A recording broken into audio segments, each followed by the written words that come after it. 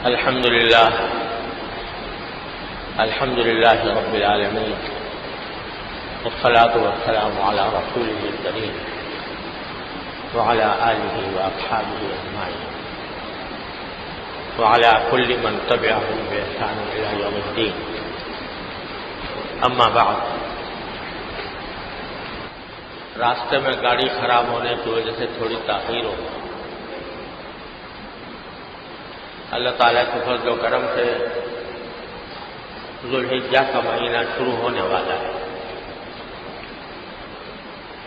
اللہ تبارک و تعالیٰ کا اپنے بندوں پر یہ خاص کرم ہے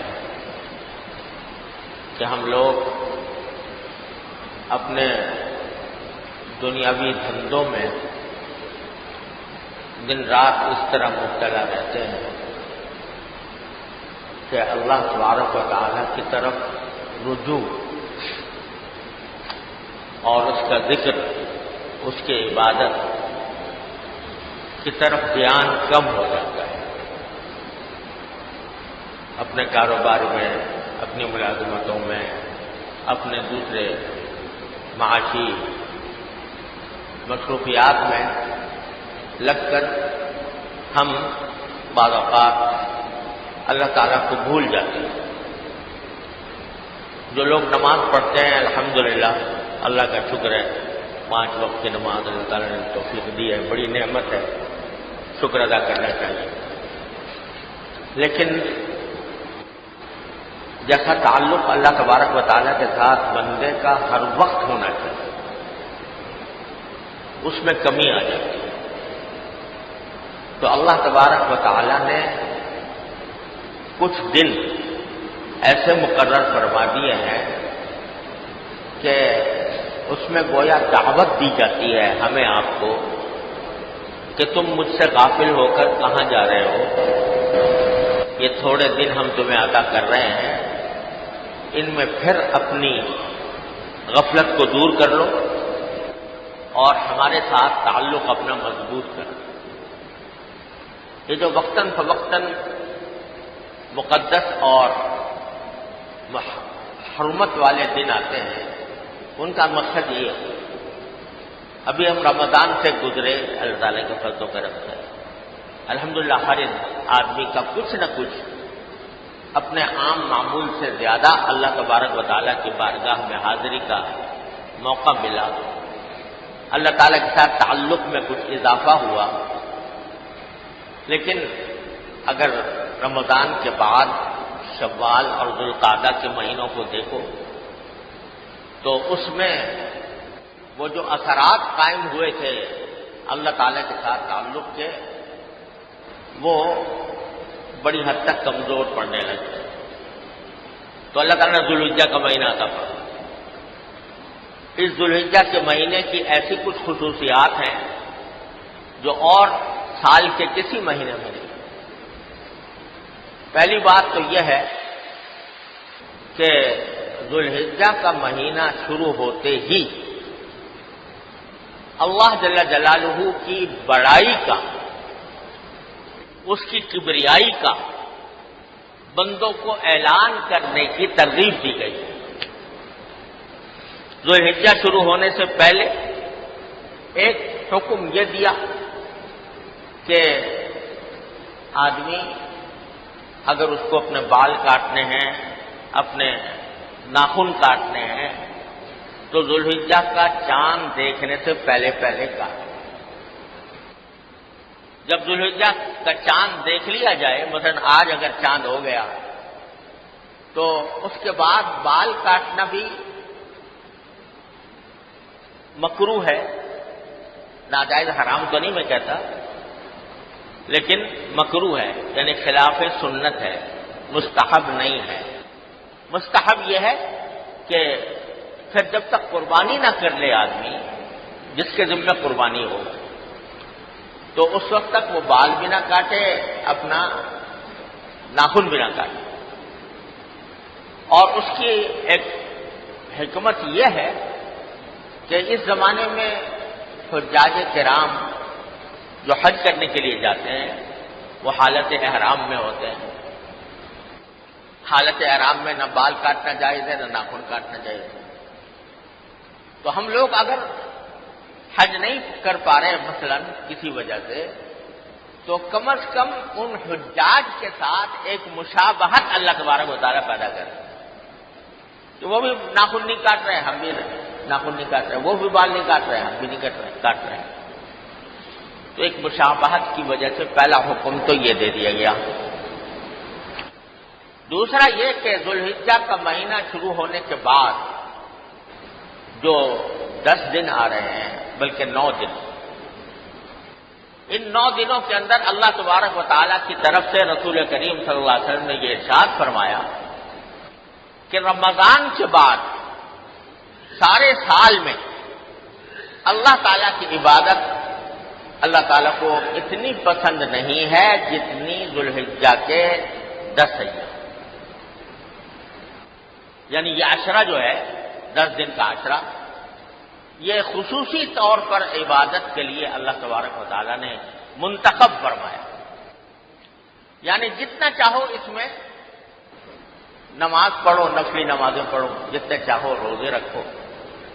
اور رسول کریم صلی اللہ علیہ وسلم سے مروی ہے کہ آپ نے فرمایا کہ اس کا 1 دن کا روزہ ذوالحجہ میں، یکم ذوالحجہ سے لے کر 9 ذوالحجہ تک 1 دن کا روزہ 1 سال کے روزے کے برابر ہے.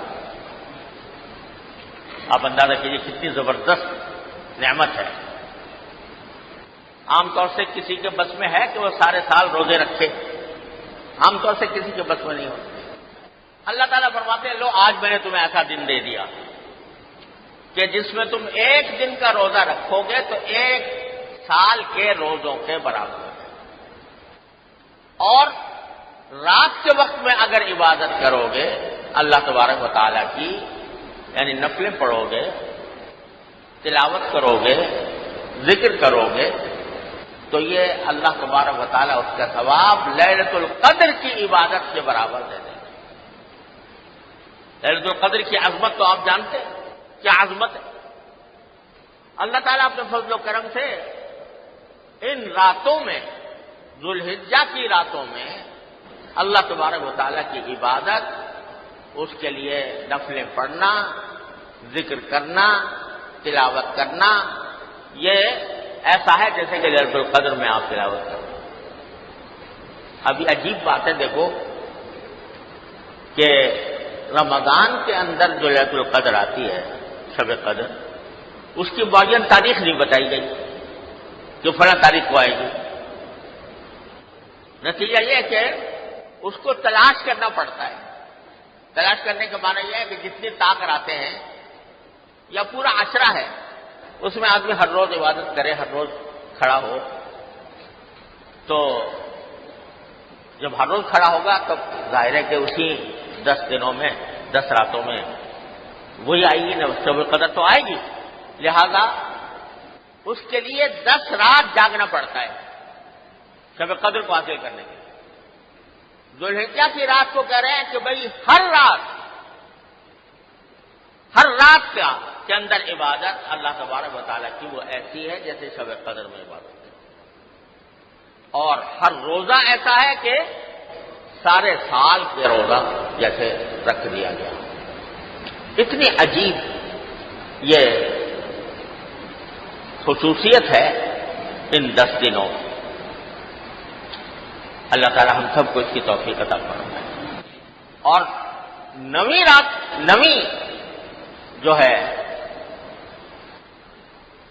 9واں یعنی عرفہ کا دن جو ہوتا ہے، 9ویں تاریخ، 9 تاریخ ذوالحجہ، اس میں روزہ رکھنا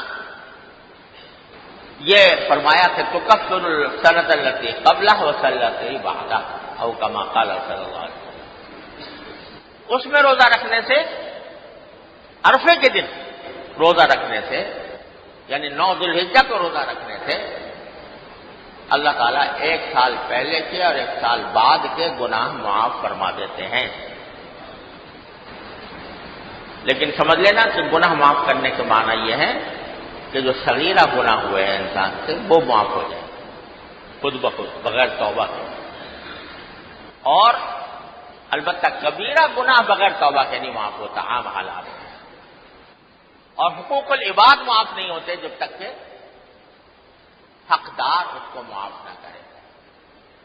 بہرحال یوم عرفہ کی فضیلت ہے۔ یہاں یہ بات بھی عرض کر دوں کہ آج کل ایک مسئلہ یہ پیدا ہوا ہے کہ عام طور سے ہماری تاریخوں میں اور سعودی عرب کی تاریخوں میں ایک دن کا فرق رہتا ہے۔ اب وہاں گزشتہ رات چاند نظر آ گیا، لہذا آج ان کے ہاں پہلی ذوالحجہ ہو گئی۔ ہمارے ہاں بھی چاند نظر نہیں آیا تو ذوالحجہ کل سے شروع ہوگا، لہذا یہ ہوگا کہ وہاں جو عرفہ کا دن ہوگا وہ جمعہ کے آئندہ جمعہ کو نہیں، ہفتے کو، آئندہ جو ہفتے کو وہاں 9 ذوالحجہ ہوگی، ہمارے یہاں اس وقت 8 ذوالحجہ ہوگی، اور 9 ذوالحجہ ہمارے ہاں اتوار کو، اگر فرض کرو آج چاند نظر آ گیا تو اب فرق ہو جاتا ہے، وہاں 9 ذوالحجہ کسی اور دن ہے، یہاں 9 ذوالحجہ کسی اور دن۔ تو بعض لوگ یہ سمجھتے ہیں کہ کیونکہ نام ہے یوم عرفہ تو روزہ اس دن ہے جس دن کے لوگ عرفات میں وقوف کر رہے ہوں، بعض لوگ یہ سمجھتے ہیں۔ وہ ہمارے ہاں 8 تاریخ ہوگی، تو یہ خیال درست نہیں ہے۔ شریعت کا حکم یہ ہے کہ ہر جگہ اپنے افق کے لحاظ سے، اپنی رویت کے اعتبار سے جو تاریخ ہے وہ تاریخ معتبر ہوگی۔ جیسے وہاں روزہ ایک دن پہلے شروع ہو جاتا ہے، یکم رمضان شروع ہو جاتا ہے، ہمارے یہاں ایک دن بعد ہوتا ہے۔ وہاں بعض اوقات کی عید ایک دن پہلے ہوتی ہے، ہمارے ہاں ایک دن بعد ہو جاتی ہے۔ تو ہمارے لیے تو اعتبار ہمارے تاریخ کے حساب سے ہے، لہذا ہماری تاریخ کے لحاظ سے جو 9 ذوالحجہ ہوگی اسی میں روزہ رکھنا کا وہ انشاءاللہ وہی اجر ہوگا جو عرفات کے دن روزہ رکھنے کا ہوگا۔ تو ایک تو اس عشرے کی خصوصیت یہ ہے۔ دوسری بات یہ ہے کہ اللہ تعالیٰ نے اپنی کسی حکمت کی وجہ سے ان دنوں کو اپنی تکبیر، اپنی بڑائی، اپنی عظمت اور کبریائی کے اعلان کے لیے ان کو خصوصی اہمیت دی۔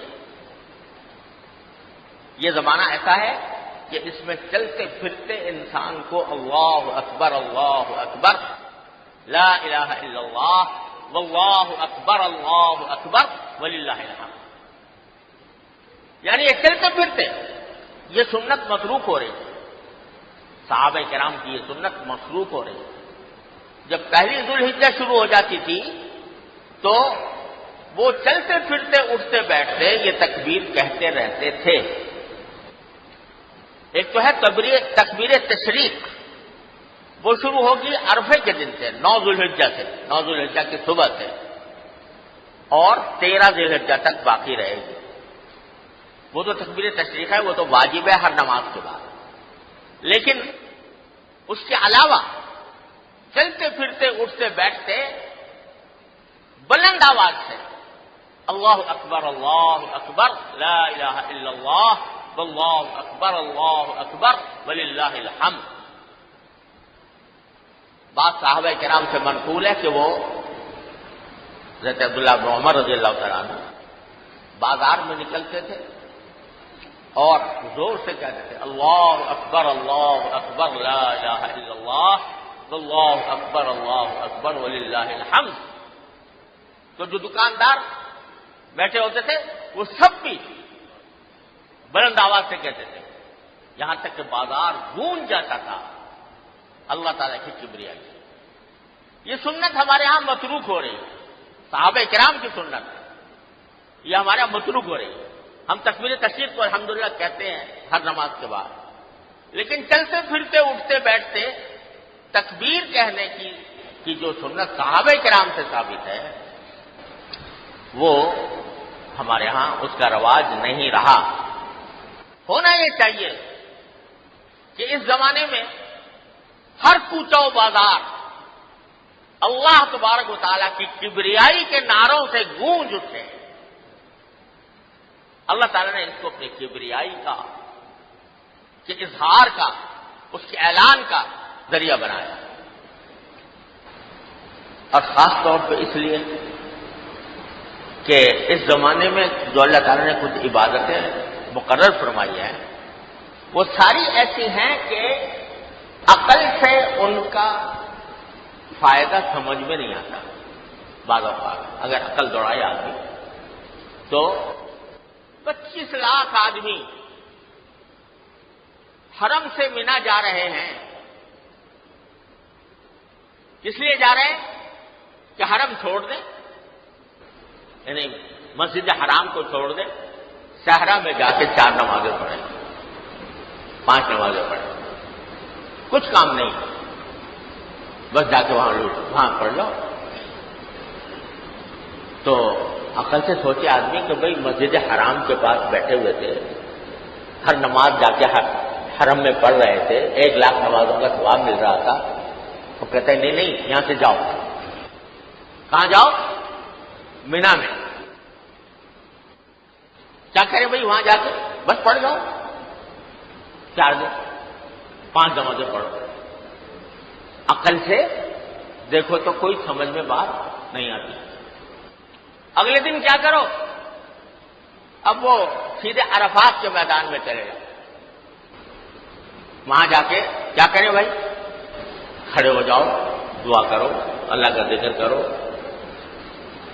وہی کام ہم حرم میں بھی کر لیتے ہیں نا بھائی، وہاں پر مسجد حرام میں، لیکن نہیں، وہاں جا کے کیا؟ کیوں کریں وہاں جا کے؟ کیوں کا کوئی جواب نہیں ہے۔ وہاں سے شام گزری، مغرب کا وقت آیا، کہا مغرب مت پڑھو، جا کے مزدلفہ میں مغرب اور عشاء ملا کے پڑھنا۔ یہاں تو یہ حکم ہے کہ بھئی مغرب کی نماز جو ہے وہ جلدی سے جلدی پڑھو، دیر نہ کرو اس میں، یعنی کہ چھوڑ دو اس کو، جا کے مزدلفہ میں پڑھو۔ مزدلفہ میں کیا کریں؟ بس 2 نمازیں پڑھو، اور کیا کریں؟ سو جاؤ میدان میں، جہاں نہ کوئی خیمہ ہے نہ کوئی چھت ہے۔ سمجھ میں آتی ہے بات؟ اب اس کے بعد اگلے دن جاؤ، جا کے پھر دوبارہ مینا چلے جاؤ۔ وہاں جا کیا کرے بھائی؟ کہ وہ ایک پتھر کھڑا ہے، اس کے اوپر کنکریاں مارو، ہاں وہی پتھر ہے، وہ 25 لاکھ آدمی اربوں روپیہ خرچ کر کے جا کے کیا کر رہے ہیں؟ کنکری مار رہے ہیں۔ بھائی کیوں مار رہے ہو؟ کوئی فائدہ اس کنکری مارنے کا؟ اس میں دکپیل بھی ہو رہی ہے، اس میں رش بھی ہے، اس میں ہجوم بھی ہے، سبھی کچھ ہے، مگر کرو۔ وہ بھی کر لیا۔ اب نہیں، اب جا کے مسجد حرام جا کے طواف کرو، طواف کر کے واپس لوٹ کے آؤ۔ بھائی جب ہم 3 دن گزار کے مینا میں پھر چلے جاتے، پھر طواف کر لیتے۔ نہیں، یہیں سے جاؤ طواف کرنے کے لیے، اور طواف کر کے پھر واپس یہیں آؤ، رات یہیں گزارو۔